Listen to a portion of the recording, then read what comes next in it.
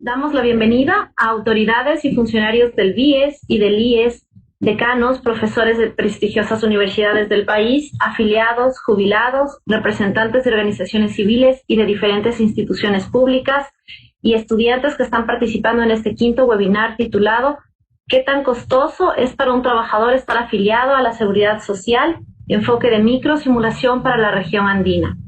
Este evento es organizado por el Banco del Instituto Ecuatoriano de Seguridad Social BIES con el objetivo de generar una discusión académica y de conocimiento de las experiencias en temas de la seguridad social. Esta es una iniciativa que forma parte de un gran proyecto académico como es la creación de una maestría en seguridad social y de un centro de investigación para estudios de la seguridad social que permita capacitar y formar al personal del IES, BIES y de la ciudadanía en general para afrontar los grandes retos en materia de previsión y seguridad social. Los anteriores seminarios han tratado exclusivamente sobre sistemas de pensiones de jubilación de otros países y sus expectativas en reformas. En esta ocasión se abordará uno de los tipos de sostenibilidad de los sistemas de pensiones, como es la cobertura de la seguridad social. El investigador invitado, Dr. Javier Jara, del Instituto para la Investigación Social Económica de la Universidad de Essex en Inglaterra, nos explicará los modelos de microsimulación utilizados en el análisis de políticas de seguridad social y presentará sus resultados para el caso de Ecuador y su comparación con otros países de la región. Nos acompaña como moderadora la doctora Margarita Belín, quien presentará una breve introducción al tema. Las personas que tengan preguntas pueden plantearlas a través del chat. Agradecemos a todo el equipo del BIES que está por detrás para que este evento sea posible. Les dejo con ustedes a la doctora Margarita Belín.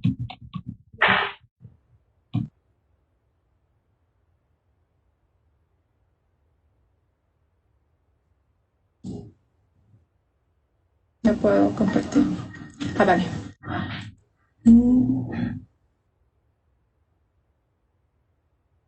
Muchas gracias, Fernanda. Por favor, ¿me pueden confirmar si es que está mi pantalla ahí? Perfecto.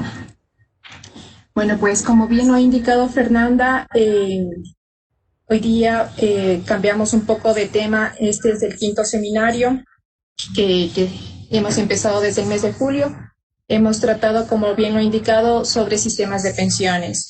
Entonces, lo que yo quisiera hacer es un breve recorderis del sistema de pensiones de Ecuador.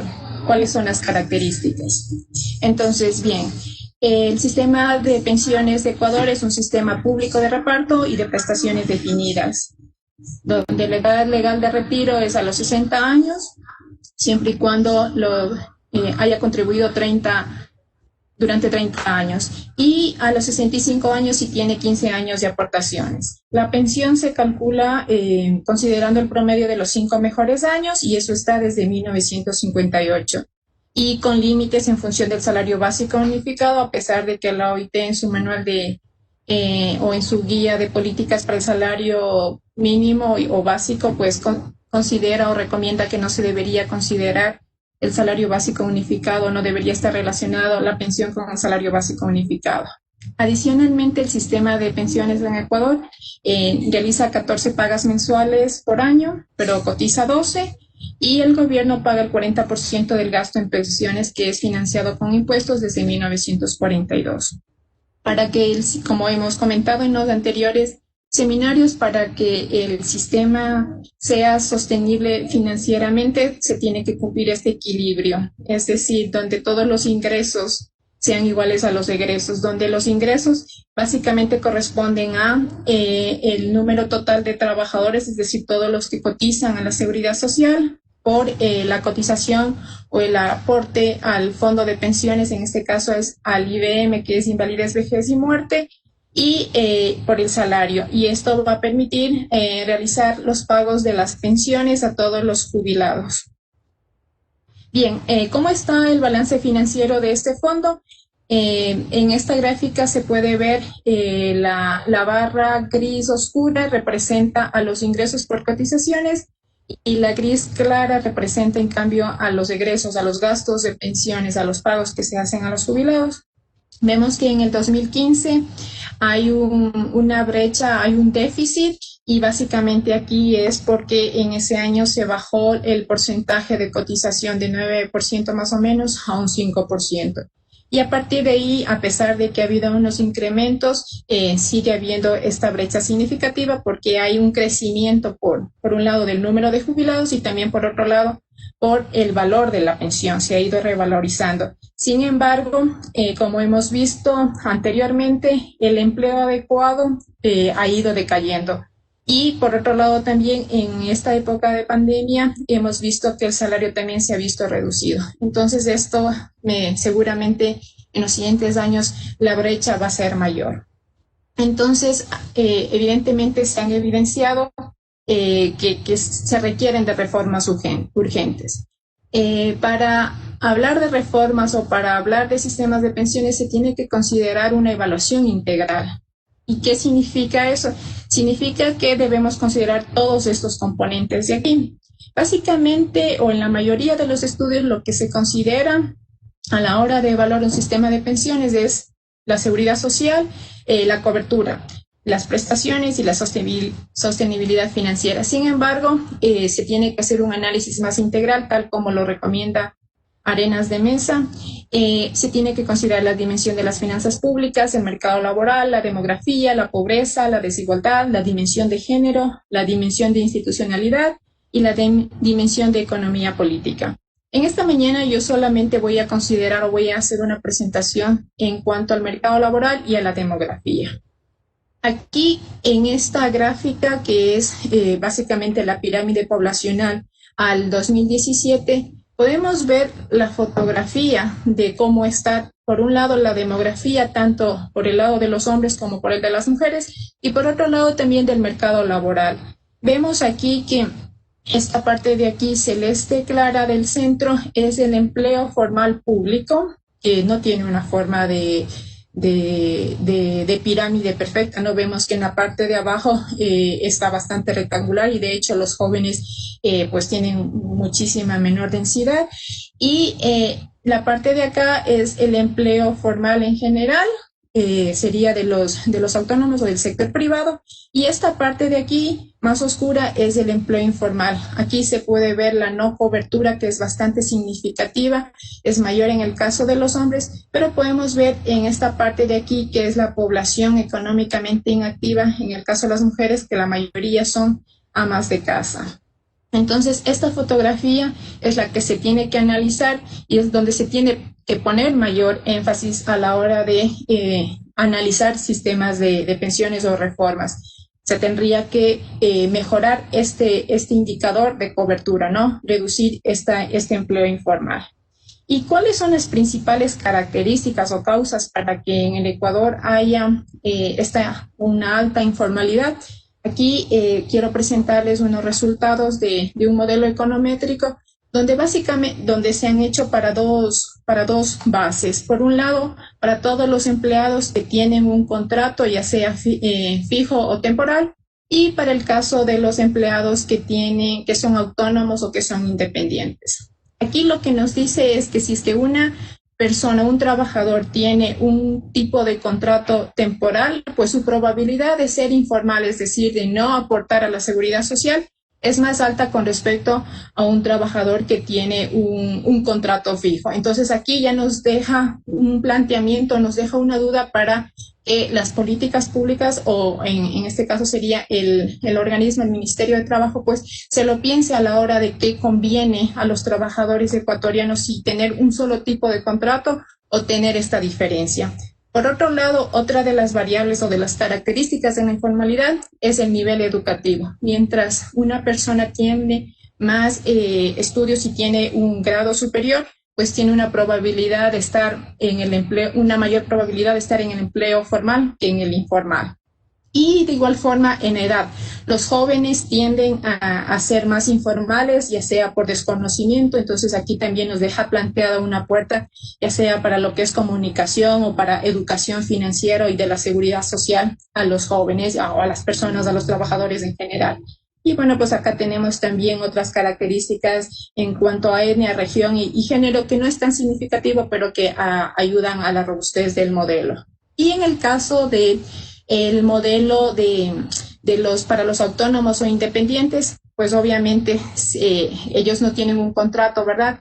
Pero aquí se evidencia de igual forma que si tienen mayores estudios, pues van a tener una menor probabilidad de ser informales, porque obviamente van a conocer también un poco más de la realidad o de lo que deben conocer en respecto a leyes para poder afiliarse a la seguridad social. Y también aquí, al igual que en este modelo de acá, los jóvenes tienen una mayor probabilidad de ser informales que los mayores. Bien, eso digamos en cuanto a la parte demográfica y en cuanto al mercado laboral, que no quiero tardar mucho porque quiero dar paso luego a Javier para que nos pueda explicar, pero simplemente como para tener una idea. Y aquí también quiero hacer un breve análisis muy rapidísimo de lo que es la dimensión de las finanzas públicas para poder entender los modelos de microsimulación que Javier nos va a presentar a continuación. Entonces aquí lo que vamos a imaginar es que esto es, digamos, nuestra sociedad y nuestro flujo, digamos, de ingresos, y donde los hogares van al mercado de trabajo, van a las empresas y ofertan su trabajo. Por ese trabajo que los hogares o que cada uno de los trabajadores ofrecen a las empresas pagan un salario. Los hogares los trabajadores pagan al gobierno un impuesto a la renta y también si es que van al mercado financiero, pues también pagan un impuesto al capital y si es que obviamente también van al mercado de bienes y servicios, pagan un impuesto al consumo. El gobierno con esos recursos que recibe, pues hace unas transferencias a los hogares y aquí pues hay lo que es el gasto en educación, lo que es en salud, en carreteras, etcétera, ¿no es cierto? Y aquí se puede ver reflejado lo que es el PIB, donde Y es el PIB, ¿no? Está que es igual al consumo, el consumo de los hogares, el gasto del gobierno, la inversión que también hace el gobierno o el sector privado y la diferencia en lo que es el mercado exterior o lo que son las exportaciones menos las importaciones. Entonces, sin más, voy a dar paso a Fernanda que haga una pequeña introducción a Javier y agradezco a todos por su atención.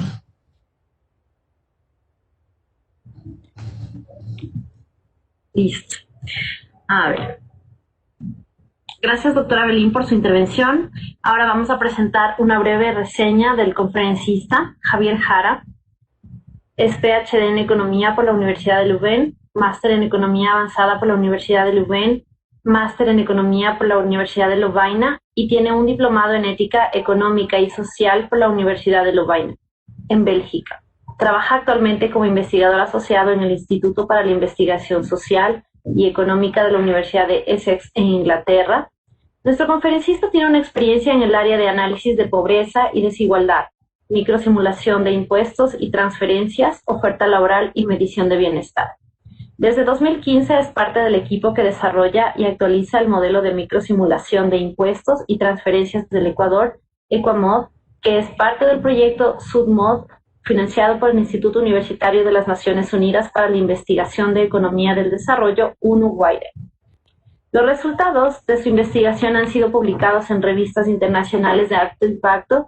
También se ha desempeñado como consultor para la Comisión Europea y el gobierno escocés y el Banco Interamericano de Desarrollo, entre otros. Vamos a dar la bienvenida al doctor Jara.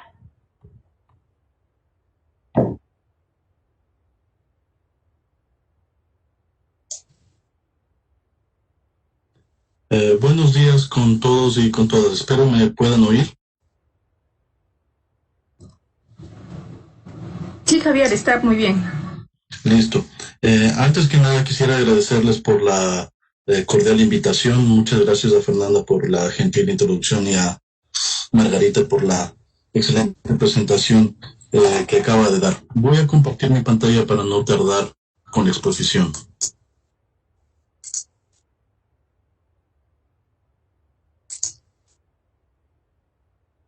¿Podrían confirmarme que pueden ver mi pantalla?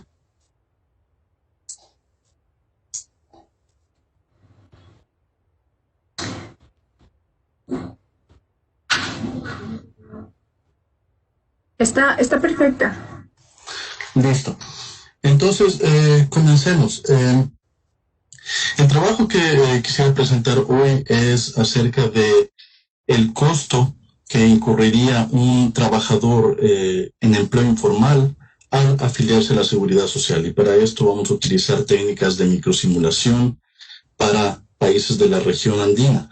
Este es un trabajo en conjunto con Nicolás Oliva, ecuatoriano que está haciendo su PhD en la Universidad Autónoma de Barcelona, María Cecilia Deza Delgado del Banco Interamericano de Desarrollo y Javier Torres de la Universidad del Pacífico. Y quisiera agradecer a Margarita no solamente por la invitación, sino también por la introducción que dio. En este estudio lo que queremos hacer es justamente aprovechar o explotar la información de microdatos acerca de las características de la población y del mercado laboral ecuatoriano y en otros países de la región andina, para ver cómo esto se interrelaciona con el diseño de política pública, en particular el diseño de aportes a la seguridad social, impuesto a la renta, transferencias monetarias, y cómo esto afecta la decisión o los incentivos, digamos, de una persona a entrar a empleo formal. Cuando hablo de empleo formal, voy indistintamente a referirme o me referiré a empleo informal o formal o afiliación o no afiliación a la seguridad social, para ser claro desde ahora. ¿Cuáles son los objetivos de este estudio? El primer objetivo, como les decía, es evaluar, cuantificar el costo que incurriría un trabajador informal al afiliarse a la Seguridad Social y comenzar a pagar impuesto a la renta en 5 países de la región andina: Bolivia, Colombia, Ecuador, Perú y Venezuela. El segundo objetivo es analizar en qué medida un posible aumento del número de afiliados a la Seguridad Social y contribuyentes al impuesto a la renta podría aumentar la recaudación en la región y cuáles serían sus implicaciones distributivas. Entonces, esto está directamente relacionado con lo que nos mencionaba Margarita en su presentación. Estamos viendo ahora del lado de aportes, del lado de la recaudación, cómo podemos incrementar la capacidad fiscal y la recaudación de aportes justamente para pensar luego en reformas a pensiones, a ese gasto que también es parte de la política pública. ¿Listo? Este es el plan de la presentación. Voy a ser muy breve con la introducción y sobre todo quisiera concentrarme en la metodología. Voy a hablarles de bajo largas características de la metodología de microsimulación y luego me concentraré en lo que hacemos específicamente en este estudio. Luego discutiremos los resultados empíricos para luego ver las conclusiones. Entonces, brevemente, como una introducción, quisiera recalcar que hay mucha evidencia de la baja recaudación de aportes a la seguridad social e impuesto a la renta en América Latina comparada con economías en desarrollo. Y sobre todo la literatura ha destacado 2 factores que explican esta modesta contribución al ingreso del Estado. La primera es la importante presencia del empleo informal o no afiliación a la seguridad social en la región de América Latina. Y la segunda es el diseño del impuesto a la renta de personas naturales, que está caracterizado por altas franjas exentas, es decir, que poca gente de hecho entra dentro de las franjas para ser sujeta al pago de impuesto a la renta, pero también la presencia de deducciones, como en el caso de Ecuador, las deducciones por gastos personales, que son parte del diseño del impuesto a la renta de personas naturales. Sin embargo, a pesar de que se han discutido estos 2 factores, hay muy poca evidencia todavía acerca del vínculo que hay entre el diseño, las características que tienen los instrumentos de política pública, las características que tienen los aportes a la seguridad social, la tasa de aporte de diferentes categorías de trabajadores, este diseño y la presencia del empleo informal en la región. Es decir, ¿en qué medida las características de los aportes de la seguridad social y del impuesto a la renta tienen o influyen en la prevalencia del empleo informal en la región. Moviéndonos ahora a la metodología, como les decía, quisiera primero discutir con ustedes acerca de la metodología de microsimulación, para que ustedes tengan una idea clara de lo que este tipo de herramientas puede realizar. Después me concentraré en el ejercicio específico que estamos haciendo ahora, donde estamos simulando transiciones, posibles entradas a empleo formal, posibles afiliaciones a la seguridad social y cuál sería el impacto a nivel del costo para un trabajador. Pero comencemos primero con las técnicas de microsimulación. ¿Qué es la microsimulación? Microsimulación abarca técnicas de modelización que operan a nivel de unidades individuales. Esto es bastante importante. No son modelos macro, no estamos utilizando datos agregados, estamos utilizando datos individuales, microdatos, para explotar justamente la heterogeneidad de la población en diferentes países, para hacer también análisis distributivo, es decir, ver qué es lo que pasa dentro de la distribución de ingresos de toda la población. Estas técnicas operan a nivel de unidades individuales y lo que hacen es aplicar reglas para simular cambios en el estado o comportamiento de estas unidades, con el objetivo, como les decía, de estimar impactos distributivos, es decir, a través de toda la población, no solamente impactos agregados. Y hay diferentes tipos de áreas donde la microsimulación actúa. Puede haber modelos de microsimulación de transporte, demanda de cuidado de salud, planificación territorial, pero aquí nos vamos a concentrar en la microsimulación de impuestos y transferencias monetarias. Y vamos a ir más en detalle acerca de esto. ¿Qué es la microsimulación de impuestos y transferencias monetarias? La microsimulación de impuestos y transferencias monetarias son modelos que traducen las reglas de impuestos y transferencias de cada país en una serie de ecuaciones aritméticas. Y luego estos códigos, estas reglas, se aplican a los microdatos, ya sean encuestas de hogares o datos administrativos, con el objetivo de simular para cada individuo en los datos, dado sus características, si dado su ingreso laboral, edad, estado civil, simulamos para cada individuo en los datos cuánto debe pagar esta persona de aportes a la seguridad social, cuánto debe pagar de impuesto a la renta y también cuánto debe recibir por bonos y transferencias monetarias, como por ejemplo el bono de desarrollo humano. Y estos modelos entonces nos permiten realizar análisis distributivo de el efecto de los instrumentos de política vigentes, las reglas de aportes, impuesto a la renta y bonos que existen actualmente en el país, pero también escenarios contrafactuales, es decir, escenarios hipotéticos, reformas posibles y qué efecto tendrían estos a nivel distributivo y a nivel de recaudación. Entonces, tal vez para darles una idea más específica, ¿qué es lo que hacen estos modelos? Concentrémonos ahora en aportes de la seguridad social. Lo que hacen estos modelos es buscar las reglas que rigen, que gobiernan aportes de la seguridad social. En el caso del Ecuador iríamos a buscar las resoluciones del Consejo Directivo del IES, donde se describe cuáles son las tasas de aporte a la seguridad social.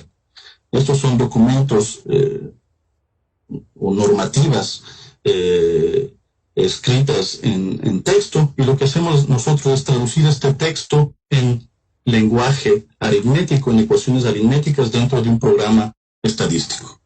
Por ejemplo, ¿qué nos dice la resolución del Consejo Directivo? Estoy hablando siempre dentro de el año para el que hicimos el análisis, que fue el 2015. La resolución del IES en ese entonces nos decía que la tasa de aportación personal total al seguro general obligatorio del IES de los trabajadores del sector privado bajo relación de dependencia es de 9.45%. Con esta información, nosotros lo que hacemos es codificar una ecuación aritmética en la que decimos sí, nuestra persona número 1 en los microdatos tiene una variable de afiliación al seguro obligatorio del IES, al seguro general obligatorio del IES, si trabaja en el sector privado bajo relación de dependencia, entonces la tasa de aporte que se le debe aplicar a esta persona es 9.45%. Y así traducimos cada una de las normativas, ya sea no solamente de aporte de la seguridad social, sino impuesto a la renta, bonos, las traducimos en lenguaje aritmético y cada una de estas reglas la aplicamos a cada individuo de los microdatos para poder simular cuánto estas personas deben pagar de aportes de la seguridad social, impuesto a la renta y bonos. Y como les decía, esto no solamente es interesante para ver cuál es el efecto de las reglas que existen en el país, tal como nos lo dice la normativa, sino, mucho más importante que esto, cuál podría ser el efecto, digamos, de aumentar la tasa de aportación al seguro general para alguna categoría de trabajador. Si aumentáramos la tasa de 9.45%, digamos, a 12.45%, ¿cuánta más recaudación podríamos conseguir bajo este cambio? Esto es lo que nos permite hacer un modelo de microsimulación.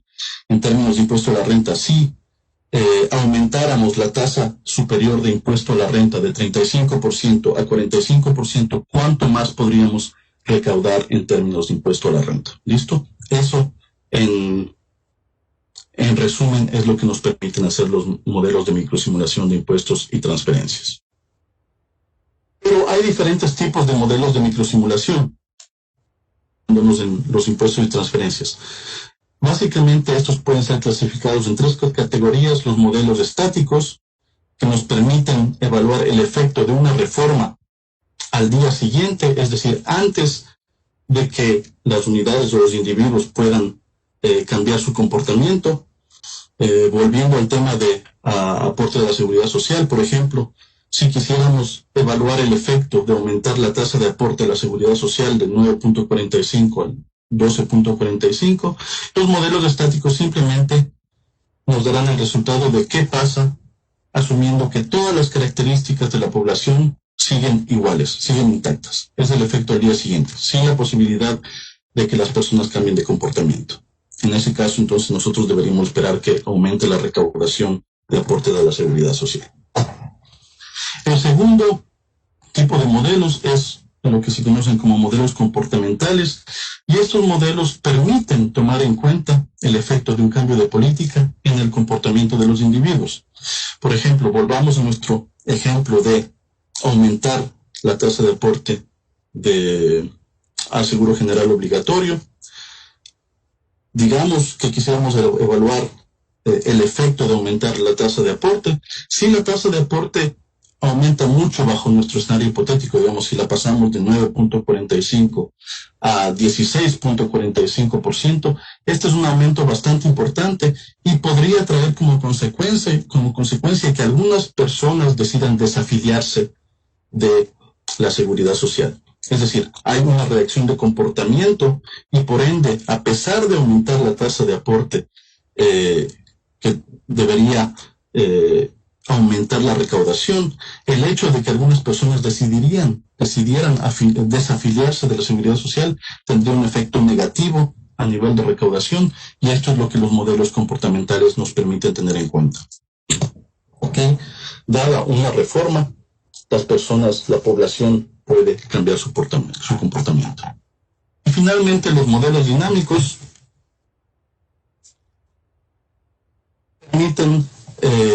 nos permiten evaluar el efecto de reformas más a largo plazo.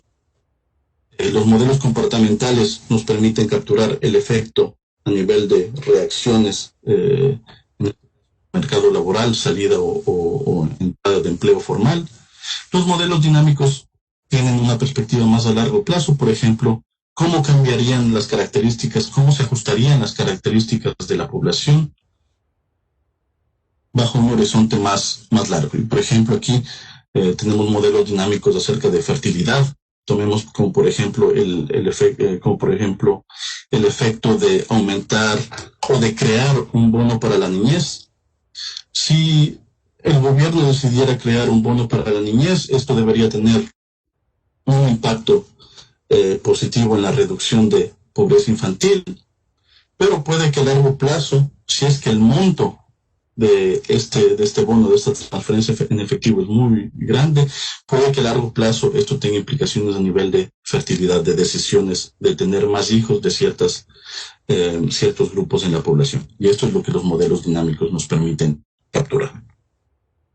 Entonces, solo para resumir, les muestro el siguiente gráfico, donde en el eje horizontal tenemos el tiempo, donde comienza a presente y vemos hacia el futuro a largo plazo, y en el eje vertical tenemos el diseño de políticas públicas, donde comenzamos con el diseño actual de aportes, impuesto a la renta, bonos, sin ningún cambio.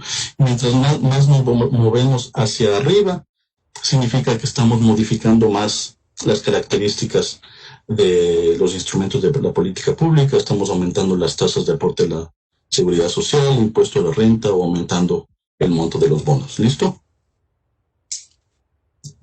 Lo que hacen los modelos de microsimulación estática es quedarse en el punto del presente, pero ver el efecto, de cambiar, de incluir, de introducir una reforma a impuestos y transferencias. Entonces, simplemente lo que vemos es cuál es el efecto de pasar del diseño actual de política pública a una reforma, pero asumiendo que las características de la población no cambian.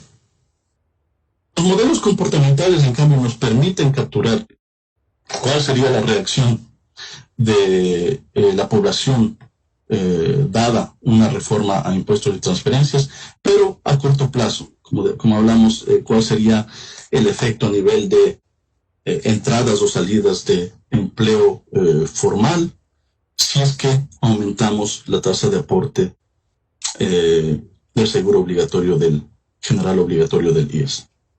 Y finalmente, los modelos dinámicos lo que hacen es darnos una perspectiva más a largo plazo, cómo las reformas que estamos introduciendo pueden tener efectos posteriores a nivel de fertilidad, estado civil, o también cambios en el mercado laboral, hasta llegar a un nuevo equilibrio, un punto en el futuro. Damos estos tres tipos de modelos. De hecho, el tipo de análisis que se quiera hacer depende, o la elección del modelo que uno quiera utilizar depende del tipo de análisis que uno quiera hacer. Si es que estamos interesados en pensiones y ver reformas a pensiones a largo plazo, los modelos dinámicos serían los más dados. Pero si queremos capturar simplemente el efecto que podría tener un cambio marginal a un instrumento de política pública, los modelos estáticos pueden darnos una muy buena impresión de cuál sería el efecto a nivel de recaudación o a nivel de desigualdad y pobreza, por ejemplo. No solamente eso, sino que también hay veces en que la distinción entre los tipos de los modelos no es sumamente clara. Puede que los modelos estáticos, por ejemplo, capturen elementos o permitan capturar elementos de otro tipo de modelos, como por ejemplo el cálculo de indicadores de incentivos laborales de los que vamos a discutir hoy. Es decir, vamos a aprovechar las técnicas de microsimulación estática, pero para tener una idea de cómo o de cuáles serían los incentivos o desincentivos de trabajadores en entrar a empleo formal, dadas las características del diseño de aportes a la seguridad social, impuesto a la renta y bonos que existen actualmente. Entonces, regresando a nuestros modelos estáticos de microsimulación, la unidad de análisis en este caso para nosotros serán los hogares y personas que viven en estos hogares. Las reglas serán las políticas o el diseño de las políticas de impuestos y transferencias, que en general en mayor parte capturan transferencias en efectivo como bonos, el bono de desarrollo humano, por ejemplo, pensiones, los aportes a la seguridad social, impuestos directos como impuesto a la renta o impuestos a las ganancias de capital, pero también impuestos indirectos como IVA, consumos especiales o inclusive transferencias indirectas como se conocen, o los subsidios como los subsidios a los combustibles que también existen en varios países de la región.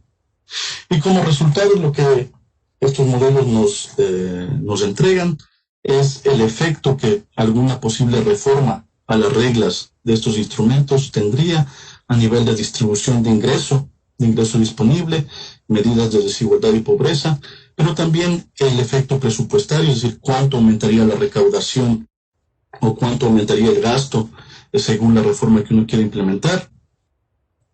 Y además de eso, nos pueden dar índices de quiénes serían los ganadores y perdedores de diferentes cambios de políticas, porque justamente estamos explotando la heterogeneidad que existe en los microdatos, en encuestas de hogares o datos administrativos.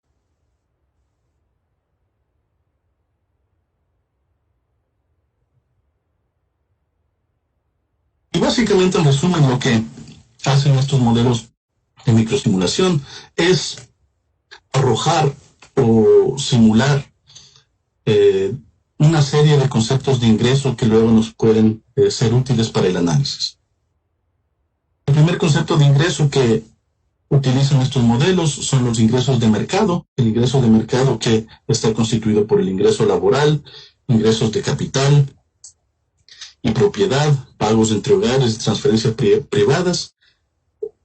Este concepto normalmente viene directamente de los datos, de los microdatos que nosotros estamos utilizando. Por ejemplo, las encuestas de hogares como la ENEMDU o la ENIGUR reportan para cada persona cuál es su ingreso laboral de asalariados, de independientes, ingreso de capital, etc. Y esta información nosotros la tomamos directamente de los microdatos que estamos utilizando. El siguiente concepto que utilizan estos modelos es el concepto de aportes a la seguridad social.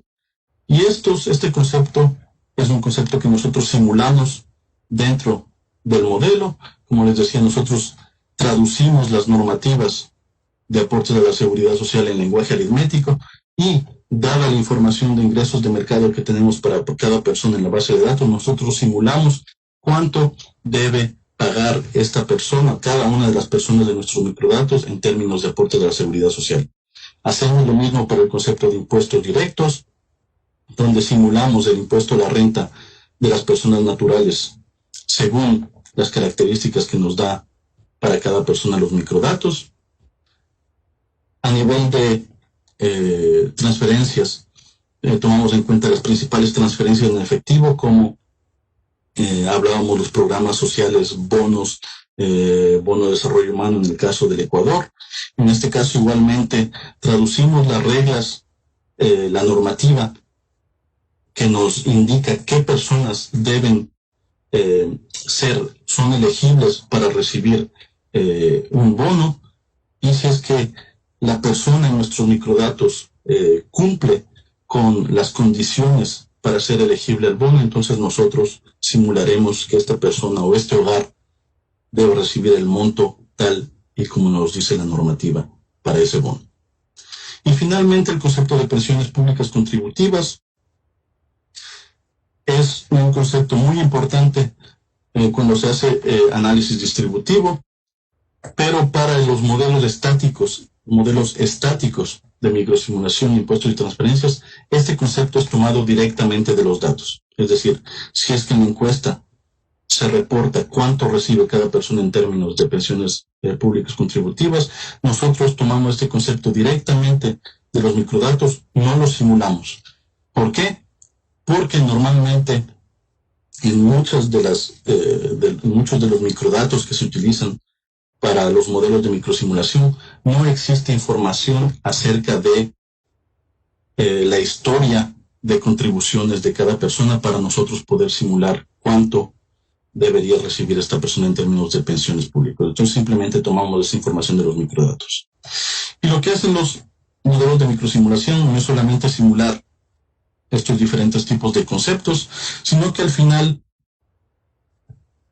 nos arrojan también el concepto de ingreso disponible.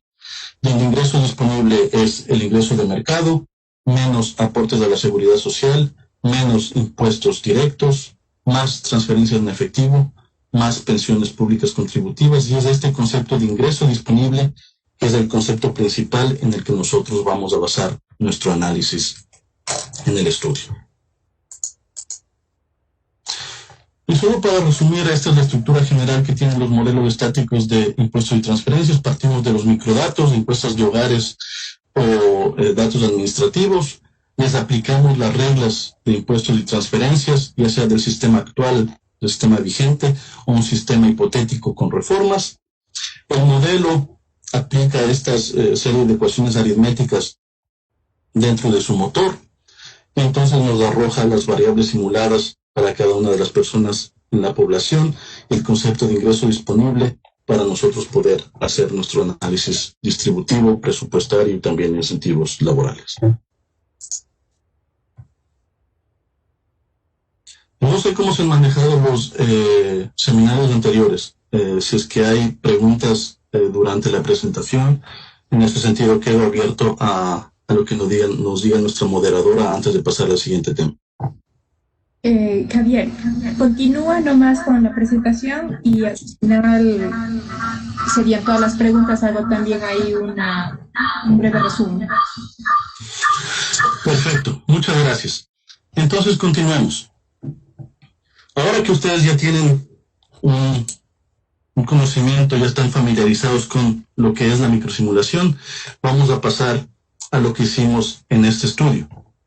Para este estudio en particular utilizamos modelos de microsimulación estática para países de la región andina. Estos modelos han sido todos desarrollados con un mismo, llamémoslo, paquete estadístico, paquete de simulación, el software Euromod, que es el software que se ha utilizado para implementar los modelos de microsimulación para todos los países de la Unión Europea, para países en África y ahora para países en Latinoamérica. La gran ventaja de este paquete, este software, es que ofrece un lenguaje armonizado, es decir, tiene una serie de códigos que son idénticos para diferentes países, es suficientemente flexible para poder simular políticas muy diferentes de un país al otro, pero si es que uno conoce el lenguaje, uno puede leer las políticas de diferentes países, y también tiene convenciones acerca de armonización de bases de datos que nos permiten entonces hacer análisis comparativo. Y como les decía, en este estudio lo que hicimos fue comparar o partir de las políticas que estaban vigentes en el año 2015, que era el año para el cual teníamos toda la información para los países que estamos utilizando. Aquí en este cuadro simplemente les quiero mostrar las encuestas de hogares que estamos utilizando. Para todos los países en este estudio estamos utilizando encuestas de hogares. La razón por la cual utilizamos encuestas de hogares es porque las encuestas de hogares nos permiten capturar no solamente la población los trabajadores que están afiliados a la Seguridad Social, sino a los que no están afiliados, trabajadores que no están afiliados, pero que están recibiendo ingresos, y es esta la muestra en la que nos queremos concentrar para el estudio. Ustedes van a ver todas las encuestas que estamos utilizando en el análisis son representativas a nivel nacional en todos los países, con suficiente número de observaciones para tener resultados confiables.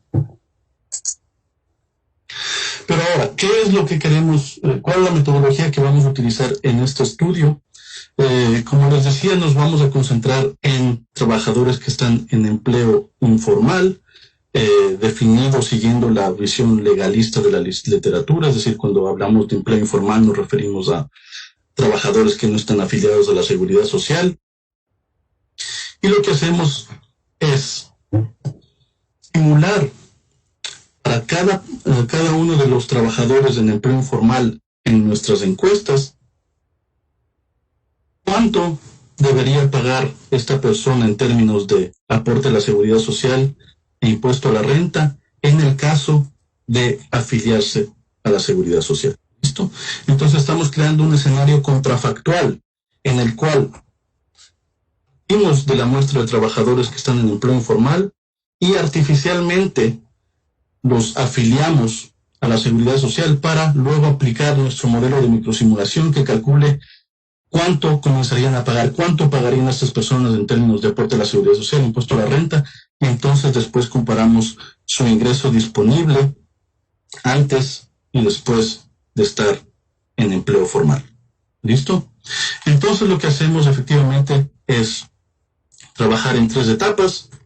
Primero, simulamos el ingreso disponible del hogar para todos los trabajadores en empleo informal. ¿Listo? Esto es antes. Calculamos el empleo disponible antes de simular una entrada en empleo formal, el empleo disponible tal y como nos lo calcula el modelo en el escenario de base. Después, para estos mismos trabajadores, para los trabajadores en empleo informal, imponemos artificialmente en los datos que estén afiliados a la seguridad social, pero también asumimos que esos ingresos laborales permanecen iguales al afiliarse, no los cambiamos.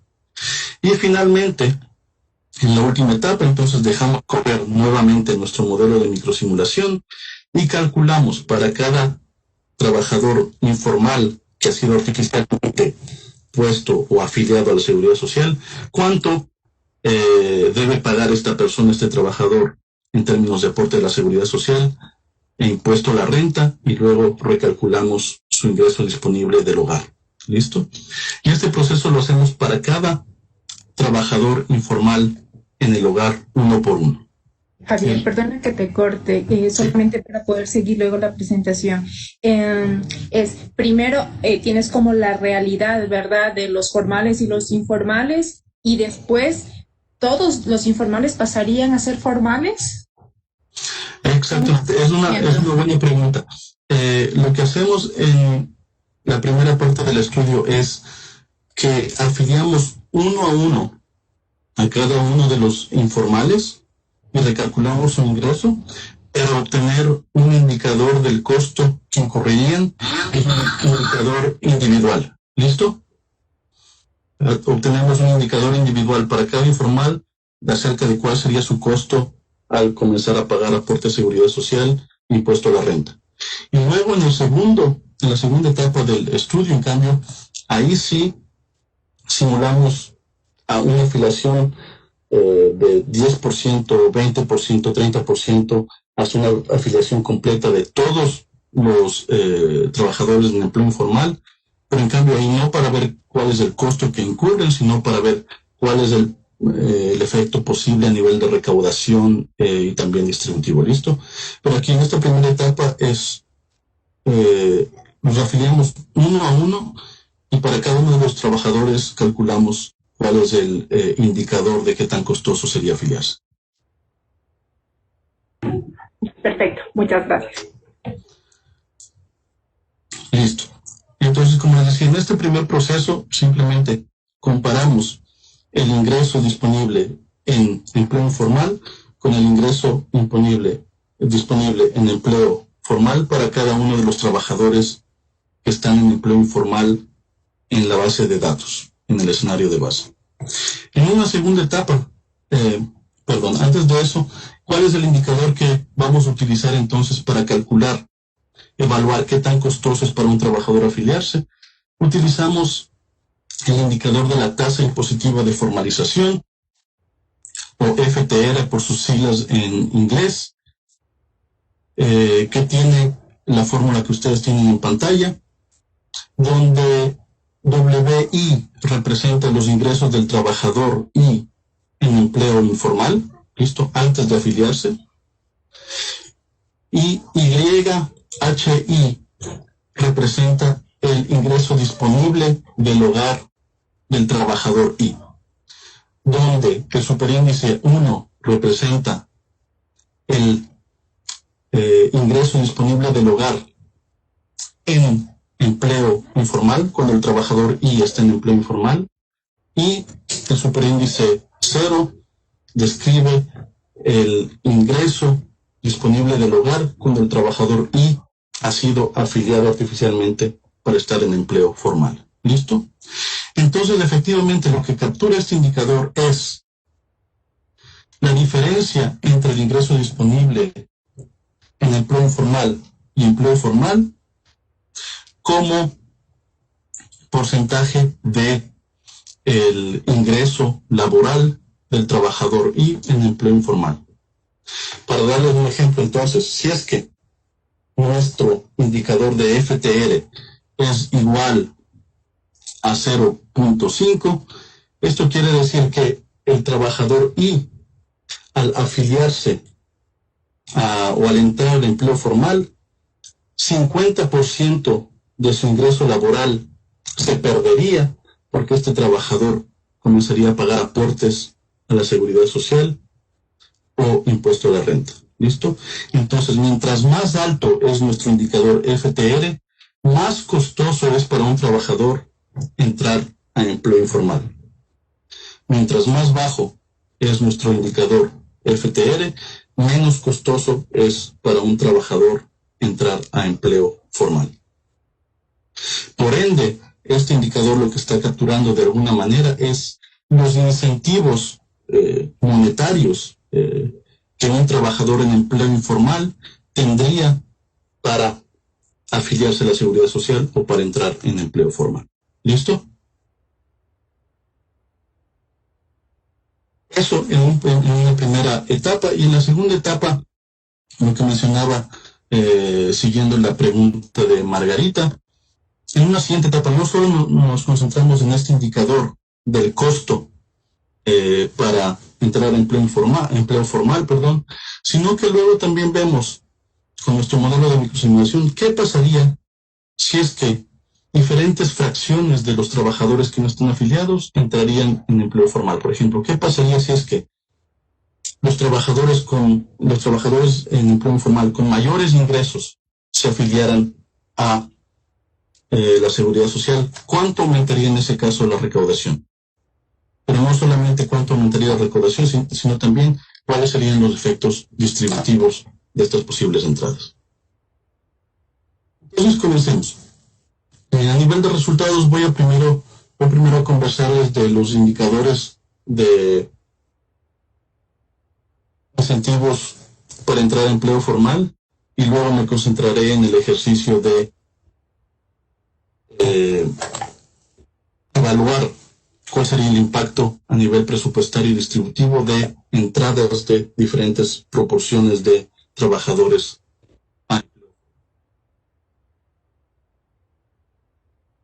Y este es el primer gráfico que obtenemos acerca de nuestro indicador. ¿Listo? El gráfico nos muestra en el círculo el FTR promedio para cada uno de los países que estamos analizando. Lo que vemos es que el indicador promedio varía mucho de país a país. El FTR promedio más alto se encuentra en Colombia y es alrededor del 65%. ¿Qué quiere decir esto? Como les decía, un FTR promedio de 65% quiere decir que en promedio un trabajador informal perdería 65% de sus ingresos al entrar al empleo formal porque debería comenzar a pagar aportes de la seguridad social y el impuesto a la renta.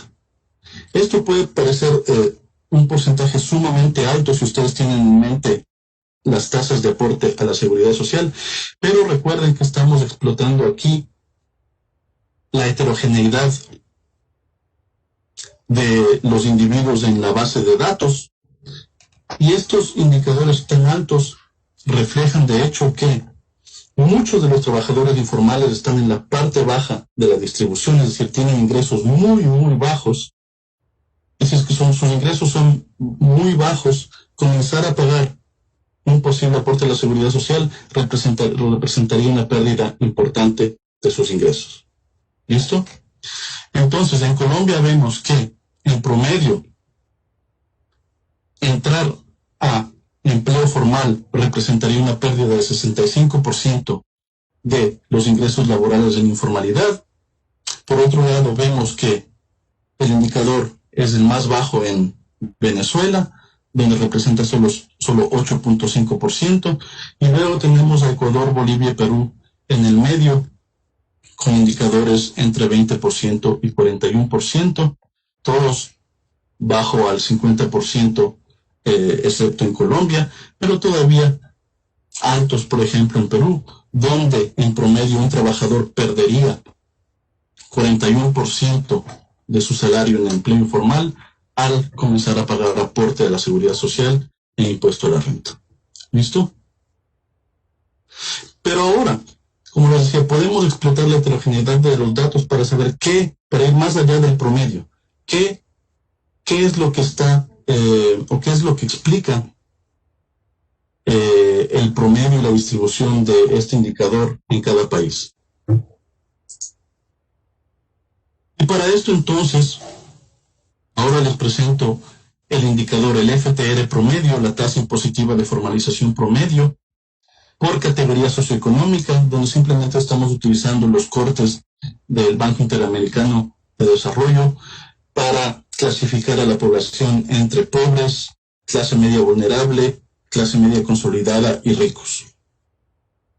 Y lo que vemos aquí es que el patrón que tenemos para la tasa impositiva de formalización promedio es el mismo en todos los países. La tasa impositiva de formalización es sumamente alta en la parte baja de la distribución, es decir, para los trabajadores que son clasificados como pobres, y disminuye para personas en la parte alta de la distribución, para trabajadores que son clasificados como ricos de acuerdo a la definición del Banco Interamericano de Desarrollo. Entonces, son los trabajadores con más bajos ingresos para quienes una posible entrada a empleo formal sería muy costosa. Eso por un lado. Y por otro lado vemos que a nivel de las políticas que explican estos costos son principalmente los aportes de la seguridad social, que son las barras azules claras que vemos en los gráficos, mientras que los impuestos, que son las barras blancas, la parte blanca de las barras, explican muy poco de la tasa impositiva de formalización promedio. De hecho, en la mayoría de países, en Colombia, Ecuador, Perú y Venezuela, vemos que la contribución de impuesto a la renta a la tasa impositiva de formalización se observa solamente en la categoría de los más ricos. Y esto es interesante porque esto ahora no solamente nos indica las características de la población en empleo informal, sino el diseño del impuesto a la renta, que en la mayoría de países de la región está caracterizado por franjas exentas sumamente altas, donde solo las personas en la parte alta, en los deciles más altos de la distribución, están sujetos o pagan efectivamente impuesto a la renta. Y ahora, explotando nuevamente más acerca de los factores que explican la distribución de la tasa impositiva de formalización, aquí en este nuevo gráfico, en el gráfico 3, presentamos la misma distribución que en el gráfico original, la distribución de la tasa impositiva promedio, de la tasa impositiva de formalización, pero ahora diferenciando entre asalariados, el gráfico A, el gráfico de la izquierda de la pantalla, y independientes o trabajadores de cuenta propia en la parte derecha del gráfico.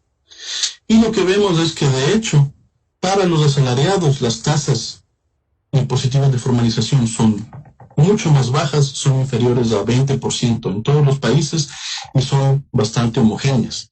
De hecho, varían entre un 8% en Venezuela y alrededor de un 17% en Colombia. Entonces, el factor, uno de los factores más importantes que explica la distribución de la tasa impositiva de formalización, del costo que incurren los trabajadores, es la diferencia entre asalariados y trabajadores de cuenta propia. Los costos que incurriría un trabajador al entrar en empleo formal son mucho más altos para los trabajadores a cuenta propia, para los independientes, que para los asalariados. Y de hecho es esto lo que explica la mayor parte del patrón que observamos a través de los países. ¿Listo? Y vemos que, por ejemplo, para Colombia, en promedio, un trabajador a cuenta propia perdería alrededor del 90% de sus ingresos al afiliarse o al entrar en empleo formal en términos de pagos de aporte a la seguridad social e impuesto a la renta. ¿Listo? Y quiero terminar con dos características más que me parecen interesantes acerca de los costos que incurren los trabajadores. Aquí en este gráfico, en el gráfico 4, ahora estamos distinguiendo entre el FTR promedio por sexo y por área. Y lo que vemos es que en todos los países, si nos concentramos en la tasa impositiva de formalización promedio por sexo, es que en todos los países las mujeres, las trabajadoras en empleo informal son las que más costos incurrirían al afiliarse a la seguridad social y comenzar a pagar impuesto a la renta. Y esto está relacionado al hecho de que en general las trabajadoras en empleo informal son trabajadoras a cuenta propia, primero, y segundo, tienen ingresos bajos. ¿Listo? Y otra característica interesante, si nos concentramos en la heterogeneidad de los microdatos, es la diferencia entre área rural y área urbana. Y lo que vemos es que para todos los países es mucho más costoso para un trabajador en el área rural entrar a empleo formal, excepto en el Ecuador. ¿Listo? Y esto es interesante, y esto nuevamente nos dirige hacia la discusión del diseño de las políticas públicas. La diferencia entre el Ecuador y los otros países es la existencia del seguro campesino, un régimen que está bastante bien establecido en el Ecuador y que es para trabajadores en el sector rural, que son trabajadores de cuenta propia. Y entonces, para un trabajador en el sector rural en Ecuador, afiliarse, entrar a este régimen del seguro campesino, se vuelve mucho menos costoso que para trabajadores en el área rural en otros países donde este tipo de régimen no existe o no está muy bien establecido. ¿Listo? Y quisiera ahora sí finalizar con la segunda parte del ejercicio. Ya hemos visto ahora, hemos cuantificado los costos para trabajadores a entrar a empleo formal, pero ahora, ¿cuáles podrían ser los posibles efectos a nivel de recaudación y a nivel de distribución de entradas potenciales de trabajadores a empleo formal? Y para esto hacemos dos cosas. Primero, lo que hacemos es estimar la probabilidad de trabajadores, la probabilidad de estar en empleo formal. Este es un modelo bastante parecido al que Margarita presentó durante su introducción. Simplemente vemos cuáles son las características de los trabajadores que más probabilidad tienen para estar afiliados o para estar en empleo formal, utilizando una serie de variables como sexo, edad, educación, trabajo por cuenta propia, ingresos, estado civil, etcétera. Y lo que hacemos es, una vez que hemos estimado este modelo, hemos estimado la probabilidad de estar en empleo formal, clasificamos a todos los trabajadores o ranqueamos a los trabajadores en empleo informal de acuerdo a su probabilidad de ser formales. ¿Listo? Y lo que hacemos luego es, una vez que hemos rankeado a los trabajadores que no están afiliados a la seguridad social por la probabilidad de ser formales, de estar en empleo formal según sus características, luego tomamos fracciones de la población de trabajadores en empleo informal, partimos de los que tienen la mayor probabilidad de estar en empleo formal y vemos qué pasaría si es que el 10% de trabajadores informales que más se parecen a los trabajadores en empleo formal, qué pasaría si este 10% se afiliara a la seguridad social y comenzara a pagar impuesto a la renta. ¿Listo? Y luego hacemos esto de manera acumulativa. Vemos qué pasaría si el 10% con mayor probabilidad de ser formal se afilia, qué pasaría si luego el 20% entra en empleo formal, el 30% hasta llegar a un escenario en el que todos los trabajadores informales entrarían a empleo formal. Y solamente para darles una indicación de qué es lo que el resultado que nos deberíamos esperar en el análisis, aquí les presento las características de los trabajadores, del 10% de los trabajadores informales con mayor probabilidad de estar en empleo formal, y vemos que en general son trabajadores con altos ingresos. ¿Listo? Las dos últimas filas de esta tabla.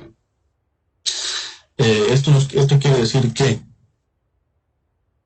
los trabajadores informales que más se parecen a los trabajadores en empleo formal son aquellos que tienen altos ingresos. ¿Listo? Entonces, por ende, si es que el 10% con mayor probabilidad de ser formales,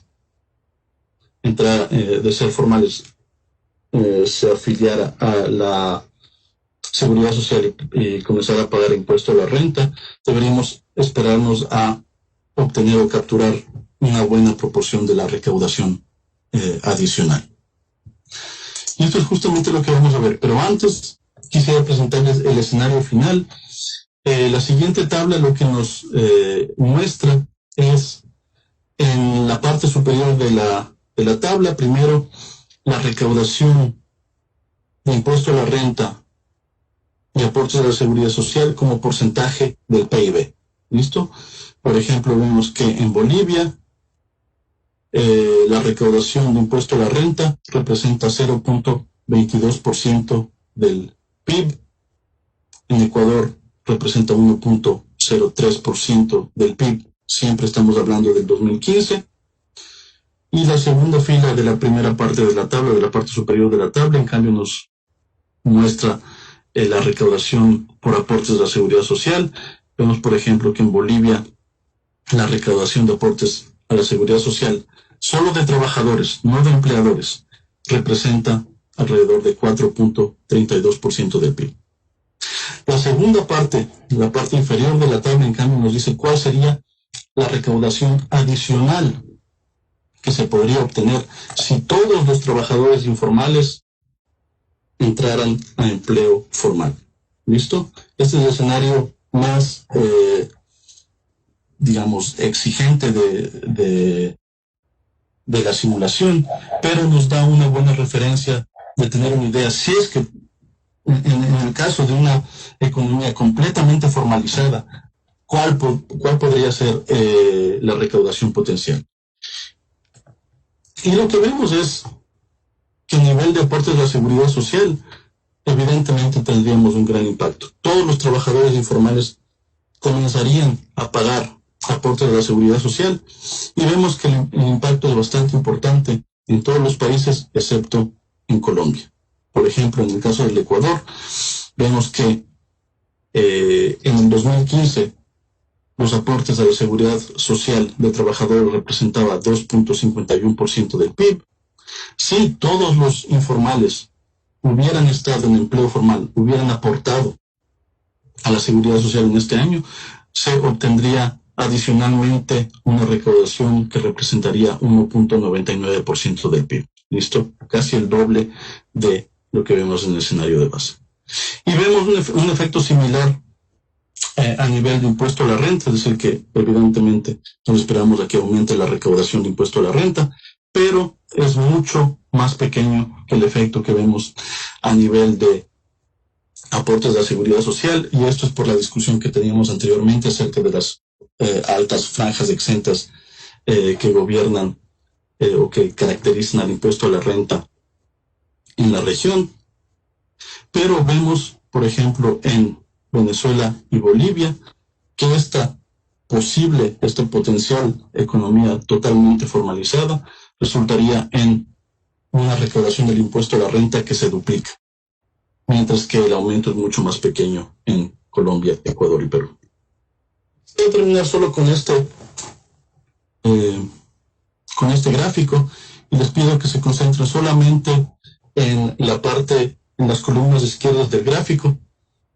Lo que vemos aquí, como les decía, es ahora estamos escogiendo 10% de informales que más se parecen a las personas que están en empleo formal y vemos cuál es el impacto a nivel de recaudación si es que este 10% entrara a empleo formal.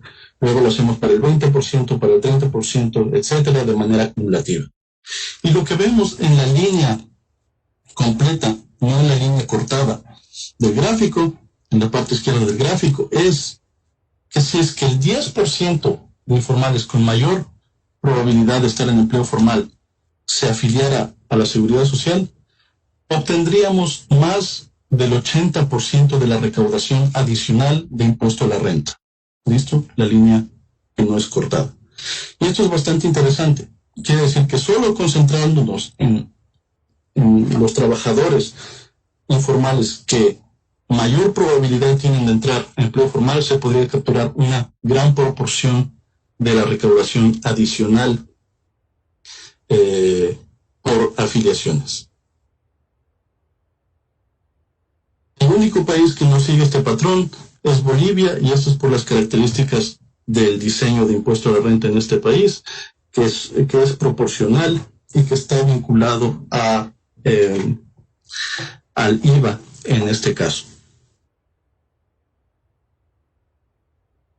A nivel de distribución, nuevamente, siguiendo la metodología de poner al 10%, 20%, etcétera, de trabajadores informales en empleo formal, vemos también algo interesante. Si nos concentramos en el coeficiente de Gini, de desigualdad, vemos que una afiliación del 10% de trabajadores que más se parecen a los trabajadores en empleo formal reduciría la desigualdad.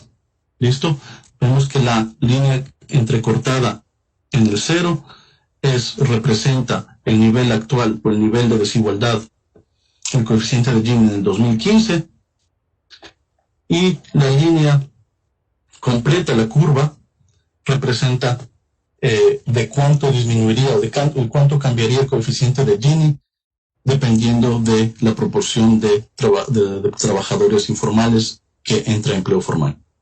Y lo que vemos es que si es que el 10% de trabajadores informales que más se parece a los trabajadores formales comienza a pagar aporte a la seguridad social, impuesto a la renta, la desigualdad disminuiría en todos los países, y esto es simplemente porque los trabajadores informales que más se parecen a los trabajadores formales se encuentran en la parte alta de la distribución de ingreso laboral, y por ende, si es que estos trabajadores comienzan a pagar más, entonces la distribución se vuelve más igual. Pero mientras más trabajadores comienzan a afiliarse, mientras cumulativamente comenzamos a afiliar al 20%, 30%, 40%, etcétera, vemos que la curva comienza a subir, es decir, que la desigualdad aumentaría. ¿Y a qué se debe esto? Es que mientras más comenzamos a afiliar a trabajadores que no se parecen a los trabajadores en empleo formal, estos son trabajadores con bajos ingresos, ahora comenzamos a exigir a trabajadores con bajos ingresos que paguen aportes de la seguridad social e impuesto a la renta, sobre todo aportes de la seguridad social, y esto representa un costo para ellos, y como están en la parte baja de la distribución, entonces la desigualdad aumentaría. Y con esto quiero terminar. Espero no haber salido mucho de los tiempos y quisiera terminar simplemente con las breves conclusiones. Primero, espero que la charla les haya servido para tener una idea de lo que se puede realizar con los modelos de microsimulación. La microsimulación puede ser muy útil para evaluar ex ante, antes de cualquier reforma, cuál sería el posible efecto de esta reforma en diferentes instrumentos de política. Y lo que vemos aquí en este ejemplo en especial fue cuál sería el impacto en un el impacto de un aumento del número de trabajadores afiliados a la Seguridad Social. Vimos una variación importante en términos de los costos financieros para afiliarse a la Seguridad Social, sobre todo bastante alto en Colombia. Y sobre todo estas tasas impositivas de formalización se determinan principalmente por los altos costos a trabajadores independientes y los altos costos para trabajadores con bajos ingresos. Por otro lado, un posible aumento del número de trabajadores afiliados tendría un efecto importante en la recaudación de aportes, excepto en Colombia, mientras que el aumento sería mucho más bajo a nivel de impuesto a la renta, con aumentos importantes para Venezuela y Bolivia, pero muy poco aumento en la recaudación de Colombia, Ecuador y Perú. Y finalmente, vemos entonces que la afiliación de trabajadores con más características similares a los que están actualmente afiliados nos permite capturar una proporción importante de la recaudación adicional, pero no solamente eso, sino que también permitiría disminuir la desigualdad. Con eso concluyo. Muchas gracias. Muchísimas gracias, Javier. Nos has dado unas muy buenas lecciones respecto a lo que Ecuador podría hacer para poder mejorar el empleo formal. Me ha parecido súper interesante que si es que consideráramos o si es que como política pública nos enfocáramos en ese 10% de los informales que podrían pagar, la recaudación incrementaría significativamente. Entonces, ahí quisiera, te voy a dejar plantear algunas preguntas para que las respondas al final y luego daremos paso a la gente, ¿sí? Entonces, ahí te preguntaría a ti, ¿cómo recaudaría? ¿Cómo recaudaría? ¿Cómo podría ser el instituto, el IES? ¿Qué debería hacer para poder recaudar eso? ¿Cómo se los debería reconocer? Porque hemos visto que el impacto en realidad es mayor en lo que es seguridad social, más que en lo que es impuesto a la renta, ¿verdad? Vemos asimismo, creo que es un buen incentivo en cuanto al seguro campesino, en el sentido de que estamos mejor que otros países de la región. Y creo que, bueno, pues si es que ahora mismo tenemos aquí dentro de los asistentes también a gente de la OIT que a lo mejor podrían recibir ese mensaje, a lo mejor para hacer réplicas en otros países, ¿no? Hemos visto que las mujeres son más afectadas para los hombres. También se ve un subsidio, ¿no? Que los pobres pagan una tasa más alta que los ricos. Y bueno, también creo que al decir que habría un pequeño aumento en la recaudación del impuesto a la renta, da lugar para empezar a hablar de universalización, ya sea en cuanto a la cobertura o en cuanto a la pensión. Antes de dar paso, también quisiera rescatar la importancia de los modelos de microsimulación que nos permiten justamente responder a muchas preguntas.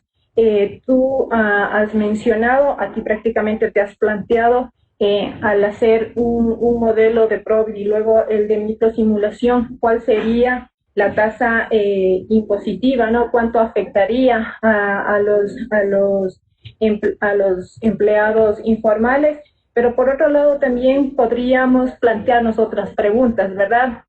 Luego ya nos contarás tú cuán duro, cuánto puede significar desarrollar un modelo, cuántos años ha tardado dentro de este proyecto de Equamod y del otro que es base mismo que lo ha financiado Naciones Unidas.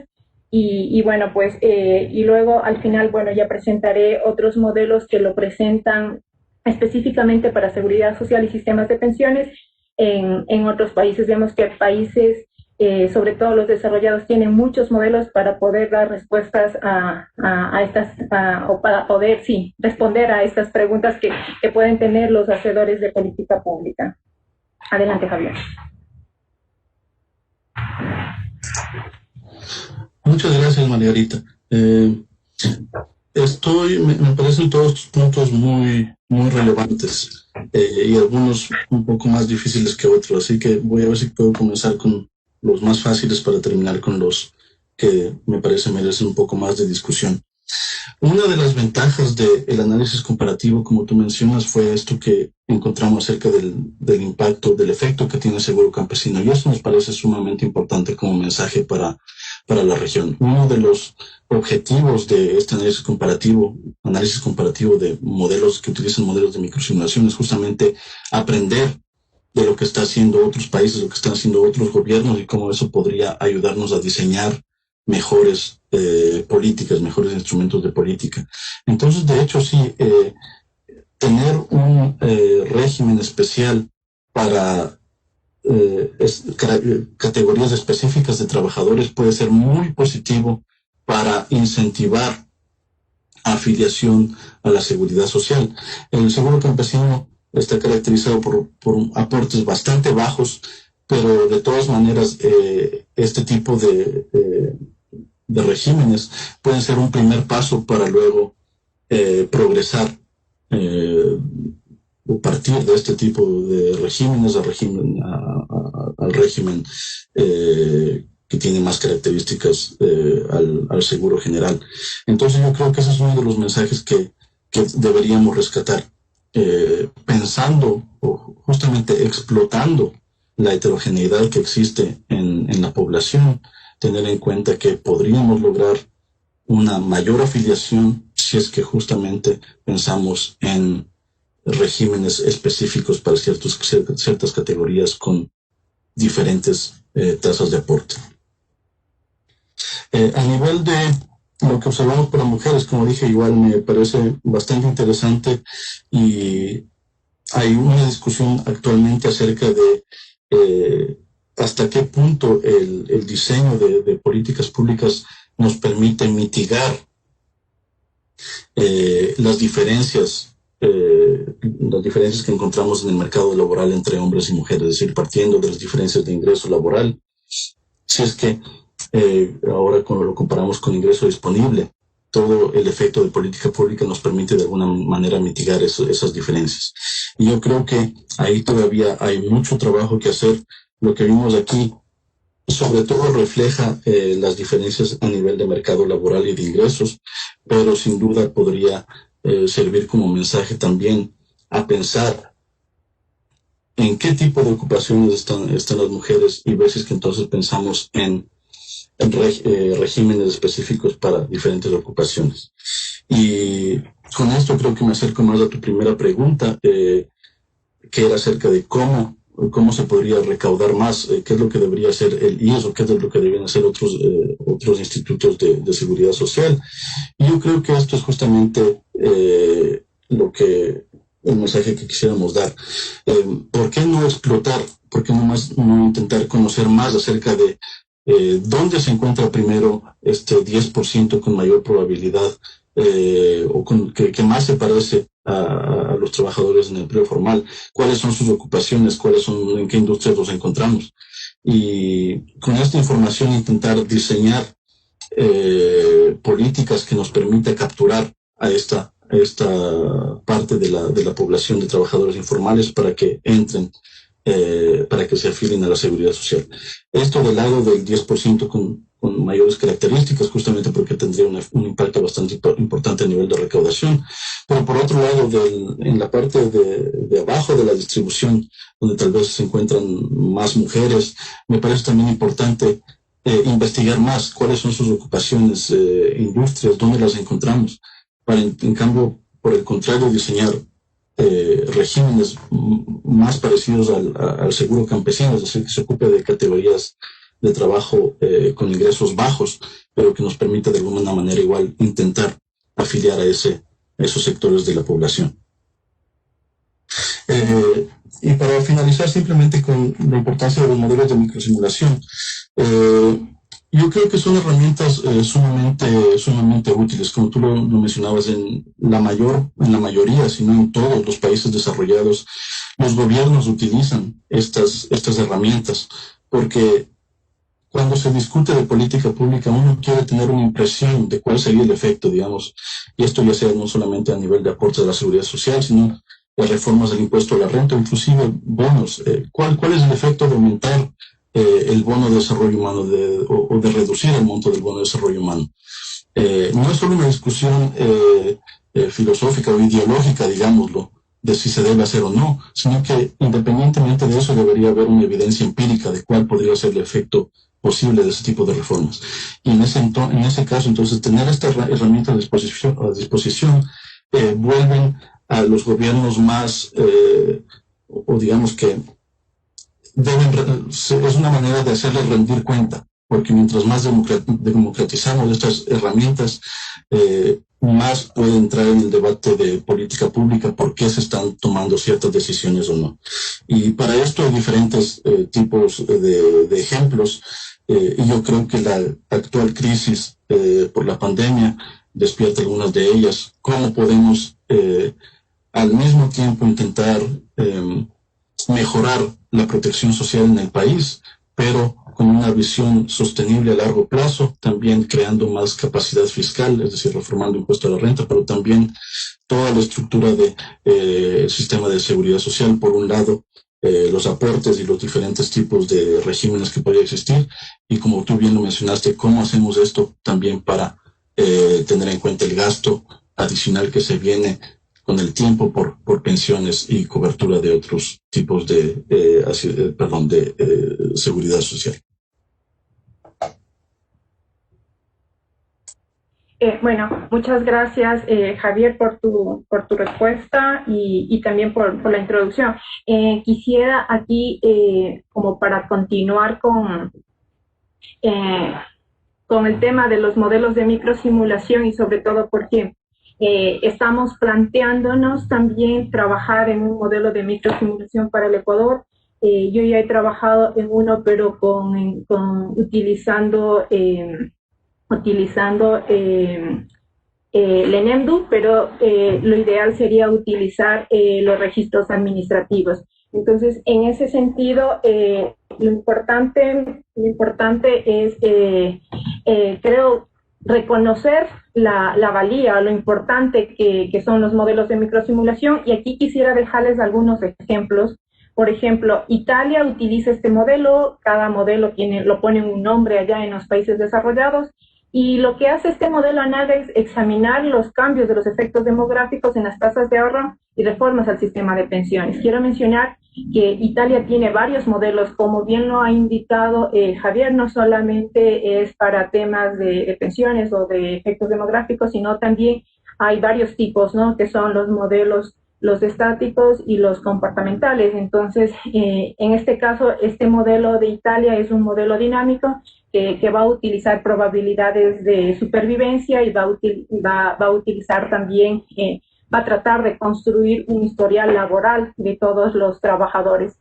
Y aquí podemos ver más de 10 ejemplos para el caso de Australia, de Brasil, de Estados Unidos, de Canadá, de Francia, de Austria, de Reino Unido, de Alemania, de Suecia, de Bélgica, de Noruega, de Holanda y de Japón. Entonces, creo que es importante concientizar, y también, como tú bien lo has dicho, es una herramienta que los gobiernos deberían utilizar para tratar de responder y para tratar de transparentar un poco los programas que tengan pensado. Yo ya no quiero, voy a dejar de compartir y voy a también a dar paso ahora a las preguntas del público. Tenemos una pregunta de un asistente que dice: los ingresos cuando un independiente que pasa a ser dependiente son simulados, o toma el ingreso promedio de los dependientes, o tal vez se conserva el ingreso de independiente. Javier. Sí, es muy buena pregunta, y esto, digamos, que refleja la dificultad de este tipo de transiciones. Lo que estamos haciendo en este ejercicio es asumir que si la persona es independiente cuando es informal, entraría al empleo formal y seguiría siendo independiente. O sea, sería una persona a cuenta propia, pero que ahora comienza a pagar aportes a la seguridad social impuesto a la renta. ¿Listo? En ese sentido, lo que asumimos es que el estado de la persona sigue igual, que sus ingresos como independientes son iguales en el sector, en el empleo informal que en el empleo formal. Listo, y bajo eso entonces calculamos las reglas que esta persona, las reglas que se le deberían aplicar a esta persona en términos de aportes de la seguridad social, si es que esta persona fuera un trabajador a cuenta propia que comienza a pagar aportes de la seguridad social e impuesto a la renta. Es decir, si hay tasas diferenciadas entre asalariados y personas de cuenta propia para aportes de la seguridad social, a esta persona se le aplicarían las tasas de aporte de personas trabajadores a cuenta propia cuando entra a empleo formal. ¿Listo? Digamos que otra de las posibilidades que uno podría considerar es asumir que los independientes en empleo informal, al moverse al empleo formal, se vuelven dependientes.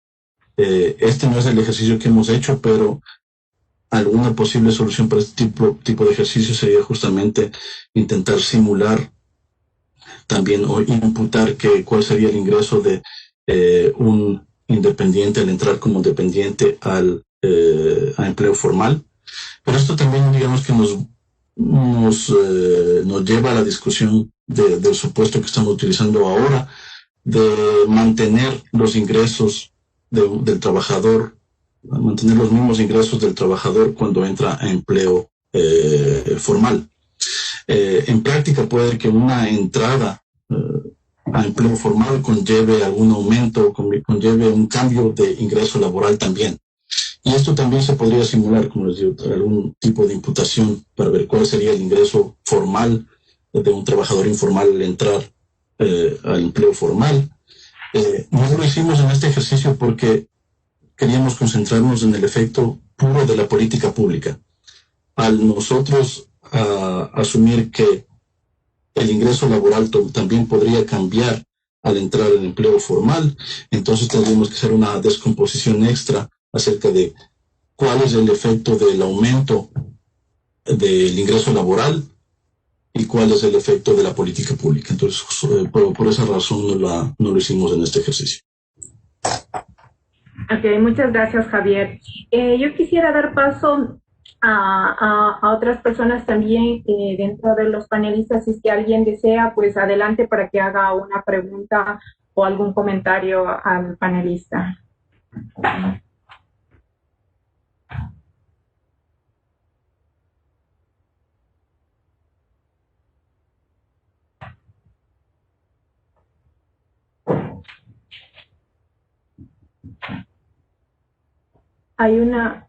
Hay una pregunta, dice, ¿por qué no permitir que los profesionales independientes de libre ejercicio puedan cotizar completamente al IES? Es decir, aporte personal más aporte patronal, con el objeto de poder recibir los beneficios completos al momento de la jubilación, en lugar de la afiliación voluntaria que restringe estos beneficios en la jubilación. Sí, yo creo que me parece una pregunta importante y que tiene dos dimensiones. A nivel de beneficios, evidentemente, uno quisiera dar los mismos beneficios a todos los trabajadores. Idealmente, a nivel de protección social, uno quisiera tener mayor cobertura para cubrir diferentes tipos de riesgo. Pero eso conllevaría, como la pregunta lo dice también, que la persona debería no solamente aportar por cuestión de pensiones, sino por cuestión de todos los otros riesgos, como en el seguro general. Entonces yo creo que esta es una discusión interesante, porque por un lado uno quiere extender la cobertura de protección social contra riesgos, pero por otro lado, si pensamos en que los aportes deberían cubrir todo este tipo de riesgo, el costo potencial para un informal de afiliarse sería mucho más alto.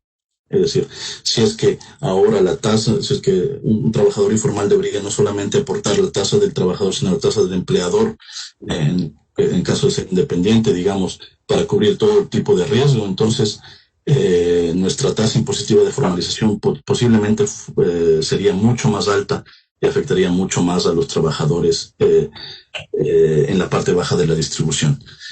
Yo creo que esas son las dimensiones a considerar. Ahora, si es que fuera voluntario, digamos, poder cotizar por cuestión de todo tipo de riesgo, yo creo que ahí la respuesta sería posiblemente diferente. Yo creo que entonces en esa situación tal vez sí se lograría un poco más de flexibilidad a nivel de qué tipo de personas podría de hecho cubrir este costo adicional para otro tipo de riesgos. Yo creo que, bueno, como país estamos pendientes de revisar mucho de esta normativa, mucho del código de trabajo también, que creo que limita mucho, por ejemplo, a las pequeñas y medianas empresas que tienen sus trabajadores y que tienen que aportar hasta 25 años. Yo creo que en estos diálogos de la seguridad social se tienen que discutir, como hemos mencionado al inicio, y en cada uno de los seminarios, pues este prácticamente es el último seminario de este año. Hemos venido haciendo los 4 seminarios anteriores con experiencias de otros países y la idea es que en los próximos meses podamos hacer una discusión multidisciplinaria para podernos plantear una posible ruta, ¿no? Y obviamente para poder plantearnos una hoja de ruta, creo que es importante que podamos contar con estas bases de datos, que podamos contar con acceso a estos registros administrativos y plantearnos un modelo de microsimulación para poder responder a todas las preguntas, no solamente de los hacedores de política pública, sino también de la ciudadanía en general. Este tipo de preguntas que las acaban de hacer aquí los panelistas, otro tipo de preguntas que se las han dejado planteadas, como por ejemplo, ¿qué pasaría si es que se sube la edad de jubilación? ¿Qué pasaría si es que aumenta un 10, un 20% de la cobertura en tanto hombres o mujeres o en general de los trabajadores informales? Y así un sinnúmero de preguntas. Entonces, yo creo que el aporte que ha hecho hoy Javier, gracias a la tecnología, gracias a estos webinars que se ha podido conectar allá desde Inglaterra, pues ha sido muy valioso y nos ha dejado planteadas muy buenas, creo que, estrategias o caminos que deberíamos tomar. Agradecemos muchísimo por su sinceridad y también por su colaboración. No sé si es que alguien más, antes de finalizar o de dar paso a Fernanda, quisiera ver si es que alguien más va a hacer algún comentario. Yo, Margarita, Marco Naranjo. Doctor, adelante.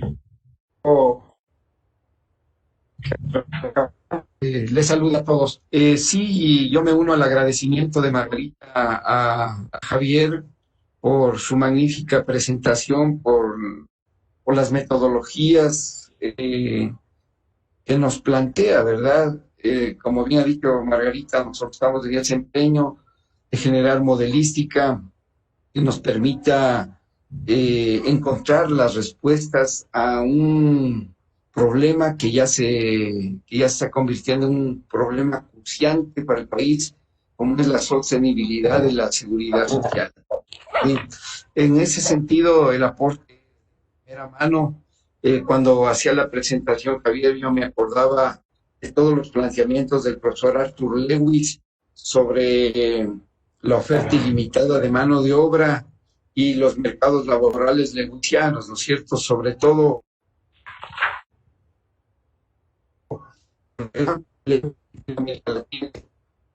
con la informalidad, ¿no es cierto? Y cómo lograr tener en algún momento una economía moderna y una economía formal. Esto es una economía con afiliación a la seguridad social, con aportes a la seguridad social. En ese sentido, yo creo que este es el aporte que nos presenta el profesor Jara, es de primera división, y obviamente ojalá podamos contar con su apoyo en nuestra dirección de estudios acá en el BIES, y obviamente también como profesor en nuestra maestría en seguridad social, BIES, Escuela Politécnica Nacional. Hasta ahí mi intervención. Muchas gracias de nuevo, profesor. Muchas gracias, Margarita. Muchas gracias. Hay una pregunta que parece también muy interesante para Javier. Dice, ¿cuál sería el argumento para elegir un modelo estático de primer impacto frente a los demás modelos que brindan mucha más información y que, como sabemos, hay una gran preocupación en la universalidad de la seguridad social? ¿Cree usted que los regímenes especiales afectan a la sostenibilidad? Y si deberíamos concentrar más las políticas en la formalización del empleo, en la universalización, a través de políticas como regímenes especiales. Muchas gracias, primero Marco, por su gentil intervención. Y sí, me parece una pregunta muy interesante, nuevamente con varias dimensiones. A nivel de metodología, como mencioné al principio, yo creo que la elección entre un tipo de modelo u otro depende mucho de qué tipo de análisis se quiere hacer. Pero uno debería tener a la mano los diferentes tipos de modelos. Idealmente uno debería tener todo tipo de modelos para poder responder diferentes preguntas. Y ahora estoy hablando justamente de instituciones públicas, instituciones académicas deberían tener a la mano todas las herramientas para poder responder diferentes tipos de preguntas. Sin embargo, el tipo de análisis que uno quiera hacer lo llevará a identificar cuál es el mejor tipo de modelo para utilizar. En ese sentido, yo creo que las herramientas, el modelo de microsimulación estático sí nos da una buena impresión de lo que puede pasar. Por ejemplo, ahora, a pesar de no haber tenido un modelo econométrico de oferta laboral, los indicadores nos dan una idea de los costos que representa para un trabajador entrar a empleo formal. Entonces, es una buena primera impresión en ese sentido, pero yo creo que se debe poner énfasis en trabajar y en construir modelos comportamentales, por ejemplo, modelos de oferta laboral con informalidad, para poder capturar bien los efectos a nivel de reacciones de posibles reformas. Esto se vuelve mucho más importante, como les decía, si es que ya no pensamos solamente en reformas marginales, un aumento marginal de una tasa de aporte a la seguridad social o de la tasa superior de impuesto a la renta. Yo creo que los modelos estáticos lo pueden capturar bastante bien el efecto. Pero si estamos hablando, por ejemplo, de duplicar una tasa de aporte o aumentar de 15 puntos porcentuales la tasa superior de impuesto a la renta, estas ya no son reformas marginales, estas son reformas bastante importantes y deberíamos esperar ver efectos de reacción. Entonces, en ese sentido, deberíamos tener las herramientas para poder discutir de cuáles serían los efectos de ese tipo de reformas, que también son interesantes y que justamente se mencionan en la segunda parte de la pregunta. Esta universalización de protección social versus regímenes específicos. Yo creo que hay mucho camino por delante para lograr disminuir de manera importante el problema de empleo informal en la región. Así que en ese sentido yo creo que pensar en regímenes especiales para categorías específicas es un buen paso intermedio, porque lo que queremos es capturar poco a poco, afiliar poco a poco diferentes sectores de la población para que entren dentro de los registros, para que tengamos una idea de dónde se encuentran, de cuánto podrían aportar potencialmente. Pero en el largo plazo yo creo que idealmente lo que nosotros queremos es que todos entren a un régimen general, que estén cubiertos universalmente para diferentes tipos de riesgos. Yo creo que ese es el objetivo principal o final de la política pública, pero yo veo eso como un objetivo muy a largo plazo, y para poder llegar a ese objetivo, yo creo que necesitamos pensar en pasos intermedios como regímenes diferenciados que nos permitan capturar a mayor parte de la población. Muchas gracias, Javier. Súper interesante el planteamiento que has hecho. Cuando leía esta pregunta,